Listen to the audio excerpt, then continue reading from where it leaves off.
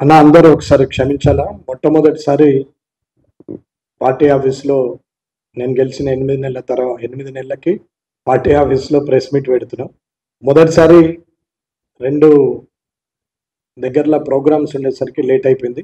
మామూలుగా నేను ఎప్పుడు కూడా పార్టీ కార్యక్రమాలైనా కానీ అన్నిటికి కూడా పంక్చువల్గా ఉంటాను. ఇవాళ ఫస్ట్ టైం నాకు ఇట్లా లేట్ కావడం, ఆల్రెడీ 35 మినిట్స్ లేట్ అయింది. 5 మినిట్స్ బిఫోరే ఉంటా అనుకొని పరిగెత్తినాం కానీ జరగలేదు. కాబట్టి దయచేసి పాత్రికేయ సోదరులందరూ కూడా గమనించాలని, క్షమించాలని కోరుకుంటున్నాను. జై శ్రీరామ్.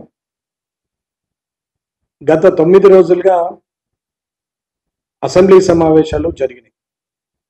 ప్రభుత్వము వారు చేసినటువంటి కార్యక్రమాలు, ప్రతిపక్షం నిరసనలు, అట్లాగే బీజేపీ తరఫున మా వాదన, ఎంఐఎం తరఫున వాళ్ళు, సిపిఐ తరఫున పూనంనేని గారు అందరూ మాట్లాడడం జరిగింది.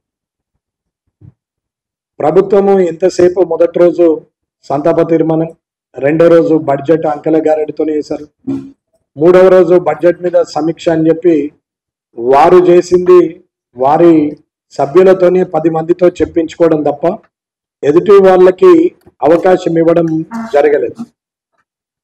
4వ రోజు గొడవ, 5వ రోజు నిరసన, 6వ రోజుకి వచ్చేసరికి మళ్ళీ గొడవ, 7వ రోజు నల్లబార్జీలు, 8వ రోజు బైకాటు, 9వ రోజు నాడు మధ్యలో నుంచి మళ్ళీ బైకాట్ చేసి వాళ్ళు వెళ్ళిపోయారు టీఆర్ఎస్. గౌరవ ముఖ్యమంత్రి రేవంత్ రెడ్డి గారు ఆలోచించాల్సిన విషయాలు చాలా ఉన్నాయి, చేయాల్సిన పనులు చాలా ఉన్నాయి.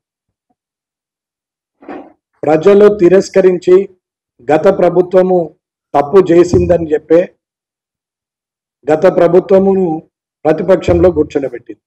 ఇవాళ ఈ ప్రభుత్వము ఏదో చేస్తుందని ప్రజలు నమ్మి అరకొర బోటాబోటీ మెజారిటీతోని 64 మందితోని గెలిచినటువంటి ఈ ప్రభుత్వము కొలువుదీరిన మరుక్షణం నుంచి గత 8 నెలలుగా డిసెంబర్ 3వ తారీఖు నుంచి మొదలు పెడితే ప్రతిరోజు గత ప్రభుత్వం మీద దుమ్మెత్తిపోయడమే తప్ప తాను ఏం చేస్తామన్నది, ఏం పని చేస్తామన్నది ఇవ్వడం లేనే లేదు.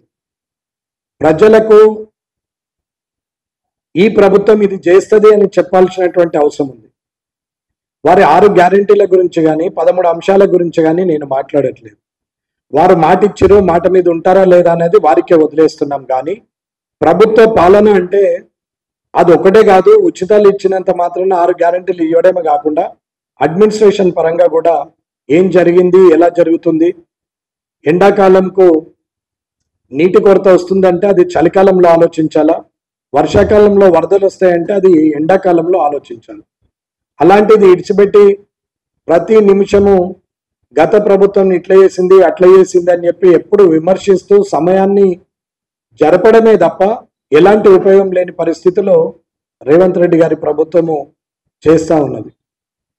అసెంబ్లీలో చూస్తే ఆయన మాట్లాడిన దాని ప్రకారంగా ఇవాళ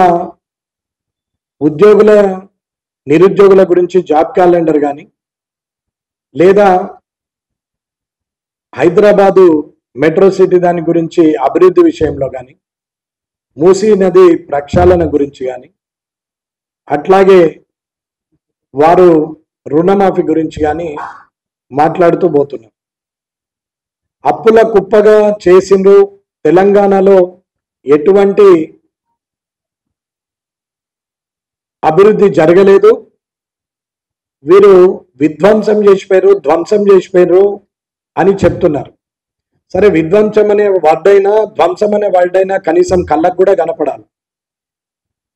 విధ్వంసం చేసిపోయినటువంటి తెలంగాణలో, అప్పుల పాలైనటువంటి తెలంగాణలో మరి 31,000 పెట్టి రుణమాఫీ ఎలా జరుగుతుంది? 1,50,000 కోట్లతోని మూసీ నది ప్రక్షాళన ఎలా చేస్తారు?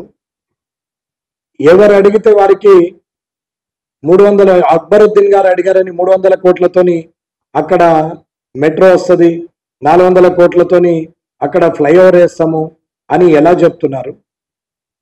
అలాగే యంగ్ ఇండియా స్కిల్ యూనివర్సిటీని అక్కడ ముచ్చర్లలో వేస్తామని ఇలా చెప్తున్నారు.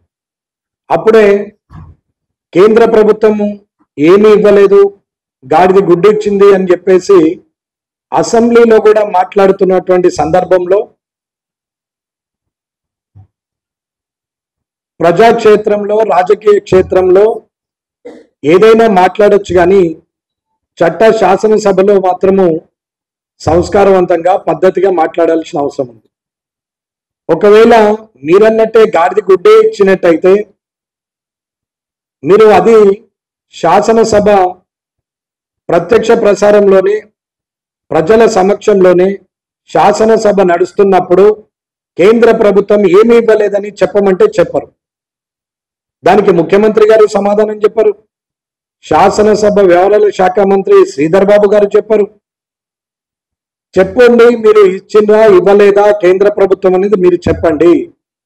ఇవ్వలేదు అని అంటే ఇవ్వలేదని చెప్పండి, ఇస్తే ఎంత ఇచ్చిందో చెప్పండి అని మేము అడిగితే సమాధానం లేదు. మైక్ ఇవ్వమంటే మైక్ ఇవ్వరు.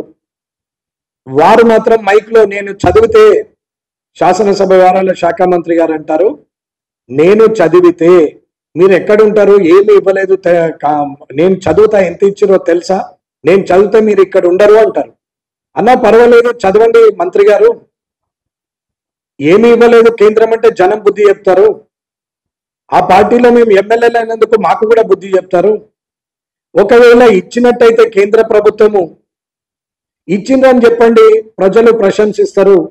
కానీ మీరు ఏది చెప్పకుండా ఇయ్యలేదు అంటే ఇవ్వలేదు, మొత్తానికి ఇవ్వలేదని చెప్పండి. లేదు ఇస్తే ఎంత ఇచ్చారో చెప్పండి అంటే అక్బరుద్దీన్ గారికి పంపించారు. వీళ్ళకి ఏం భయమో అర్థం కాదు.